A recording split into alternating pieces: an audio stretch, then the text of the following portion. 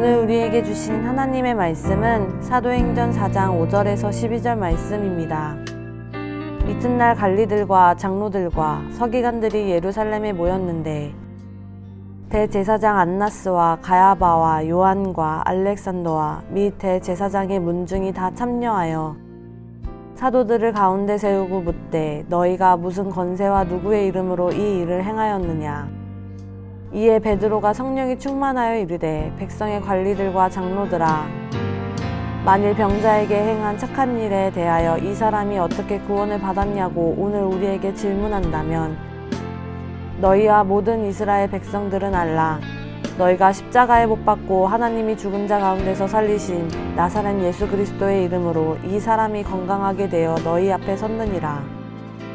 이 예수는 너희 건축자들의 버린 돌로서 집 모퉁이의 머릿돌이 되었느니라. 다른 이로서는 구원을 받을 수 없나니 천하 사람 중에 구원을 받을 만한 다른 이름을 우리에게 주신 일이 없음이라 하였더라. 오늘 이 말씀에 많은 은혜 받으시기 바랍니다.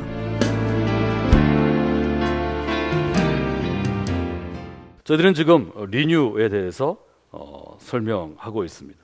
왜 유대교가 하나님으로부터 책망을 받고 그리스도의 이름으로 교회 공동체가 새롭게 생겼느냐? 그것은 유대교의 전통이 그들을 무너지게 했기 때문입니다. 유대교가 가지고 있는 토라의 해석과 성전 제사, 이것들이 유대교를 굳어지게 했습니다. 하나님께서 시대마다 예언자를 보내서 이들을 비판하셨습니다. 이사야, 예레미야, 에스겔이 대표적인 사람이죠. 듣지 않았습니다. 결국은 유대교가 무너지는 유대교 킬러가 됩니다. 타성과 나태함이 있었죠. 예를 들면 지금 사도행전 4장이 그와 같은 것인데, 사도들이 나면서부터 걷지 못하는 사람이 성전에 있는 것을 긍휼히 여겨 그리스도의 마음을 품고 일어나 걷게 하고 기뻐 뛰며 성전으로 들어가 하나님을 찬양하게 했는데, 이것을 바라보는 유대교 내부의 시선, 유대교 리더십의 시선은 딱 하나입니다. 왜 저들이 우리의 일을 방해하는가? 이들은 죽어있는 사람 혹은 죽어가는 사람을 살려낸 베드로와 요한에게 왜 유대교를 방해하냐고 소리칩니다. 여러분 잘 생각하셔야 합니다. 누가 누구를 방해합니까? 우리에게 중요한 것은 유대교를 방해하는 게 아니라 하나님의 일을 방해하는 것입니다. 베드로와 요한이 한 것이 하나님의 일이라면 베드로와 요한을 방해하는 유대교의 리더들이 하나님의 일을 방해하는 것입니다. 하나님은 하나님의 일을 방해하는 사람들, 그들에게 도전하시는 것이죠. 그들에게 경계하신 거죠. 경고를 주시는 거죠. 이걸 잘 보셔야 합니다. 유대교는 제한이 많은 종교입니다. 금기사항이 많은 종교입니다. 하지 말아야 될 게 너무 많습니다. 하지 말아야 될 게 너무 많으면 사람들을 부정적인 생각에 가두기 싫습니다.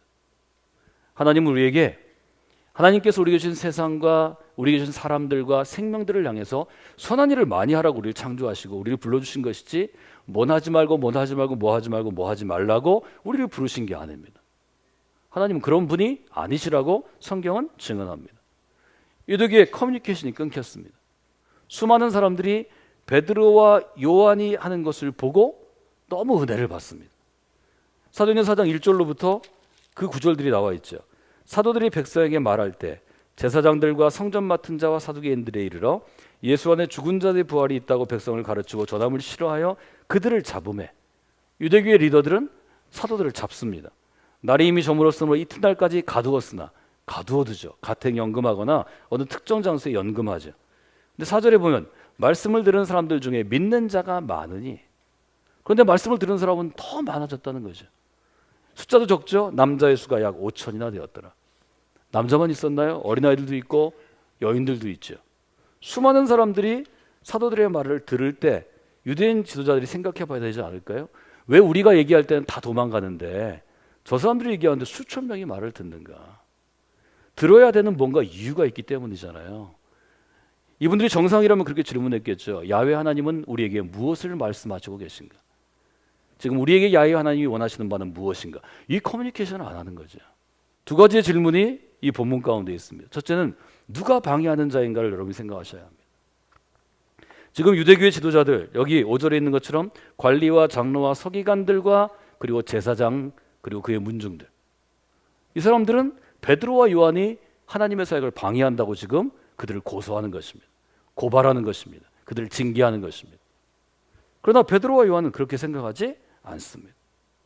이런 우리가 보기에 어리석은 일을 버리는 까닭이 무엇인가요?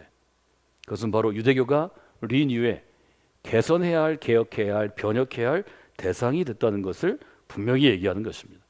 저는 여러분에게 늘 우리 교회에서 훈련할 때, 설교할 때 종교와 우리의 신앙을 구분하자고 말씀드렸습니다. 일종의 단어에 대한 정의를 나누었습니다. 많은 사람들이 우리를 종교인이라고 부릅니다. 또 우리 스스로 기독교인이라고 부릅니다. 저는 그렇게 하지 말라고 말씀드렸습니다. 내가 지금 교회 다니는 것, 내가 신앙 행위를 하는 것은 종교가 아니다. 이것은 나의 신앙이다. 나의 삶 자체이다. 이렇게 말하는 게 옳다고 계속해서 여러분에게 말씀드리고 있습니다. 왜 그럴까요? 유대인들이 지금 종교를 만들고 있기 때문입니다. 그게 유대교입니다. 하나님은 그것을 거절하십니다. 그냥 하나님의 백성으로 살아가는 것, 그게 하나님이 원하시는 삶입니다. 그냥 하나님께 드려지는 삶인 것, 그것이 제사입니다. 성전에 기도하러 왔다 갔다 하는 거, 이게 중요한 게 아니고 오늘도 하나님을 만나서 그 앞에서 인사드리고 하나님께 영광을 돌리고 하나님 오늘 어떻게 살아야 될까요? 이렇게 질문하는 것, 그게 너의 삶 자체라는 것입니다. 이것은 다른 개념입니다. 이것은 다른 삶입니다. 우리는 종교로서 기독교를 살아가는 게 아니라 그냥 다른 인생을 살아가는 것입니다. 길이 다른 것입니다. 그것이 그리스도인으로 살아가는 방법이라고, 그리스도인으로 살아가는 것이라고 여러분과 함께 나눴습니다. 두 번째 질문은 이것입니다. 누가 선한 자인가 묻는 것입니다. 저희는 사도행전 3장 앞부분을 봤죠. 사도행전 3장은 베드로와 요한이 사도로서, 즉 교회 공동체를 일구어 나가면서 교회 외부에 있는 사람들에게 한 첫 번째 사건입니다. 이때 어떤 일이 일어나나요? 평생을 성전 앞에 앉아 있으나 하나님의 영광을 보지 못하고, 평생을 수많은 사람들이 기도하러 들어가지만 기도하는 유대인들의 경건함을 체험하지 못하는 사람이 하나님을 만나는 역사가 일어나죠. 우리는 이것을 퍼스트 콜링의 순간이라고 이야기할 수 있습니다.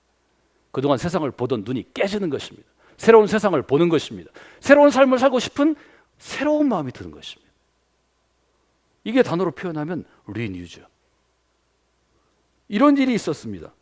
그런데 이런 일을 행한 사람들에게 지금 대제사장과 관리들과 장로들과 사두개인이 물어봅니다. 7절, 사도들을 가운데 세워두고 묻습니다. 너희가 무슨 권세와 누구의 이름으로 이 일을 행하였느냐? 베드로와 요한은 얼마나 당황했을까요? 베드로와 요한은 그리스도의 이름으로 이 일을 행했습니다. 여기 권세란 말은 authority란 말이죠. 이것은 누가 주는 힘입니다.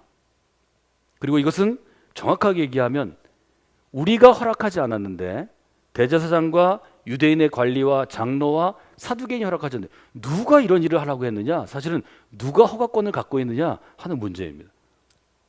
베드로와 요한이 분명히 얘기합니다. 우리는 하나님의 권세로, 하나님의 아들의 권세로 그리스도의 이름으로 이 일을 행한 거죠. 그리고 아주 분명하게 이것을 물어보는 사람들 앞에 얘기하죠. 9절에 이렇게 되어 있습니다. 만일 우리가 이 병든 사람에게 행한 착한 일에 대하여 이 사람이 어떻게 구원을 얻었냐고, 살아났냐고, 생명을 얻었냐고 우리에게 질문한다면, 그렇게 묻죠. 이 말은 어떤 말인가요? 내가 행한 이 선한 일에 대해서 너희가 왜 묻느냐? 이렇게 묻는 거죠. 유대교 리더는 매일 정해진 시간에 성전 앞에서 구걸하는 이 사람을 볼 때 어떤 생각을 했나요? 이 사람 불쌍하다, 이런 생각이 아니죠. 서로 토론했죠.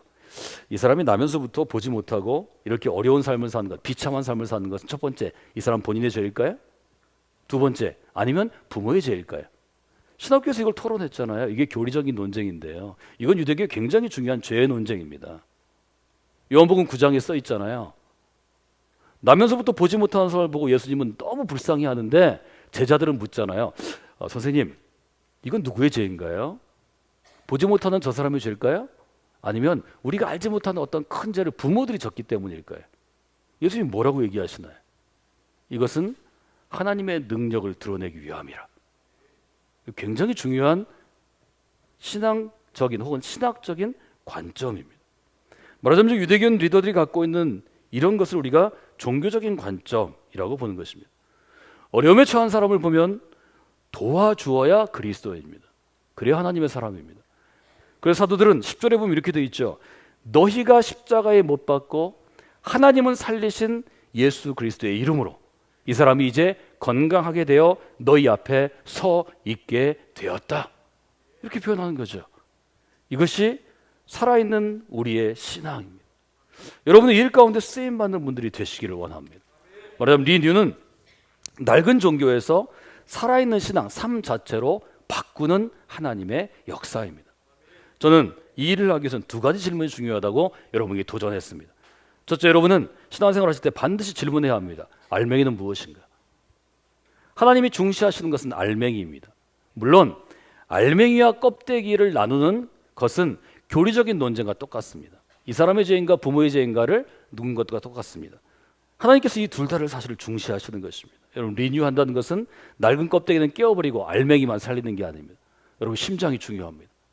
근데 제 육신이 심장을 담기에는 너무 낡아있고 병들어 있습니다. 심장을 살리기 위해서 제 육신을 깨면, 심장만 끄집어내면 심장이 살 수 있을까요? 아니요. 연약한 제 육신에 있을 때 심장은 살아 움직이는 것입니다. 이것이 굉장히 중요합니다. 저는 이것을 균형이라고 말씀드렸습니다. 여러분, 알맹이는 무엇입니까를 물어보고 껍데기보다는 알맹이에 우선을 둬서 판단하셔야 합니다. 그래야 진짜 그리스도인으로 살 수 있고 진짜 교회에 이룰 수 있습니다. 두 번째 질문은 유익합니까? 하는 질문을 반드시 하셔야 합니다. 이것은 무슨 일에 유익합니까? 이것은 어떤 사람, 누구에게, 어떤 집단에게 유익합니까? 제자가 되면 반드시 행하는 일은 두 가지죠. 크게 나누면 하나님은 그리스도의 이름으로 영혼을 살리는 일에 관심이 있습니다. 죽이는 것은 관심이 없습니다. 영혼을 살리셔야 합니다. 또 하나는 영혼을 살리는 일종의 밖의 외면을 이루는 교회 공동체에 관심이 있습니다. 교회 공동체에 유익한가를 물어봐야 합니다. 베드로가 어떤 처지에 있나요? 사도행전 11장에 이르면 베드로가 큰 위기에 처합니다. 베드로는 예루살렘 교회 담임 목사였습니다. 교회를 세우고 이끌고 가는 사람이 교회의 미래입니다. 그런데 베드로를 존경했던 사람들이 베드로를 욕하고 비난하고 책임질하고 끌어낸 게 사도행전 11장입니다. 문제의 발단은 이방인이었습니다. 베드로는 하나님이 환상을 보여주셔서 이방인들 세례주기 위해서 이방인의 집에 갔습니다. 당연히 그 당시에는 숙박업소가 없으니까 그 집에서 잤습니다. 그 집에서 주는 아침과 점심과 저녁을 먹었습니다. 예루살렘 교회 공동체는 뼛속까지 유대인이기 때문에 그리스도의 이름으로 새로운 공동체를 만들어야 하는데 전통에서 자유롭지 않았습니다. 베드로한테 얘기하는 겁니다. 어떻게 이방인의 집에서 잘 수 있는가? 어떻게 이방인이 주는 음식을 먹을 수 있는가? 이것은 레위기의 전통을 깨는 것입니다. 유대인들은 안 하는 것입니다. 지금도 안 하는 것입니다. 베드로가 이것 때문에 위기에 처해 있습니다. 베드로가 교회를, 그 정든 교회를, 사실은 자기가 세운 교회를, 자기가 이끌어간 교회를 버리고 떠나야 될, 축출당해야 될 위기에 있습니다. 베드로가 얼마나 고민했을까요? 뭐라고 얘기해야 되나? 내가 변명하고 잘못했다 그러고 용서를 구할까? 아니, 하나님은 뭘 원하시는가? 베드로는 두 가지를 기억했을 것 같습니다. 이것이 정말 구원받고 싶어하는 이방인들에게 유익한 것인가? 하나님은 구원받기 위해 그리스도의 이름으로 우리를 부르시고 제자 만드시고 교회를 세우신다고 그랬는데 그럼 이방인은 누가 구원할 것인가? 베드로는 고민했을 것입니다. 베드로는 얘기합니다. 영혼을 살리는데 유대인과 이방인이 왜 구별되어야 합니까? 왜 이방인이기 때문에 차별되어야 합니까? 두 번째, 베드로는 얘기합니다. 내가 이들에게 복음을 전할 때 성령이 임했습니다. 이들이 회개했습니다. 내가 세례를 줄 때 이들이 근본적으로 옛사람에서 새로운 사람이 되는 것을 내가 보증할 수 있습니다. 이들은 우리 한 가족입니다. 베드로는 목숨을 걸고 이렇게 주장한 것입니다. 다행히 하나님이 이스라엘 공동체를 이루는 뼛속까지 유대인이면서 그리스도의 사람이 된 유대인 그리스도인에게 은혜를 주시죠. 이것 때문에 어떤 일이 일어났나요? 베드로도 유대인이니까 할 수 없기 때문에, 야고보도 할 수 없기 때문에, 요한도 할 수 없기 때문에 이방인들을 위해 특별한 하나님의 사람을 세웠습니다. 지금으로 얘기하면 선교사를 보내기로 결정합니다. 이때 선택된 사람이 누군가요? 바울입니다. 이때 세워진 교회가 어떤 교회인가요? 안디옥 교회입니다. 저는 오늘 여러분에게 리뉴가 어떤 낡은 것을 새롭게 하는 것인가에 대해서 말씀드리고 있습니다. 유대교는 새로운 교회 공동체로, 캐톨릭은 프로테스탄트 개신교회로, 그리고 앞으로 21세기에 500년 된 개신교회가 어떤 하나님이 이끄시는 리뉴 가운데 새로워질지는 우리는 모두 기대하는 바입니다. 근데 변하지 않는 원칙이 있습니다. 세상의 모든 종교는 나 중심입니다. 내가 원해서 하나님을 찾아가는 것입니다. 내 노력으로 하나님의 이쁨을 얻는 것입니다. 내 훈련으로 하나님의 공동체 안에서 리더가 되는 것입니다. 그러나 성경은 얘기합니다. 이것은 그리스도 신앙이 아닙니다. 이것은 인간의 종교입니다. 하나님이 원하시는 것은 우리의 삶이 완전히 새로워져서 새로운 인생을 살아가는 것입니다. 이건 종교의 틀 안에 갖출 수 있는 게 아닙니다. 그래서 우리가 이것을 신앙 혹은 삶 자체라고 요즘에 표현하는 것입니다. 우리가 걸어가는 그리스도의 길은 나 중심으로 살고자 하는 인간의 대지에서 하나님 중심으로 살고자 하는 하늘의 손을 붙잡는 것입니다. 이것은 전혀 다른 것입니다. 이것은 개혁이라는 말로 혹은 변혁이라는 말로 혹은 종교혁명이라는 말로 표현할 수 없는 것입니다. 이것은 새로운 길이기 때문입니다. 여러분이 그 길에서 이 리뉴의 정신들을 새롭게 하는 가을이 되시기를 주님의 이름으로 부탁을 드립니다.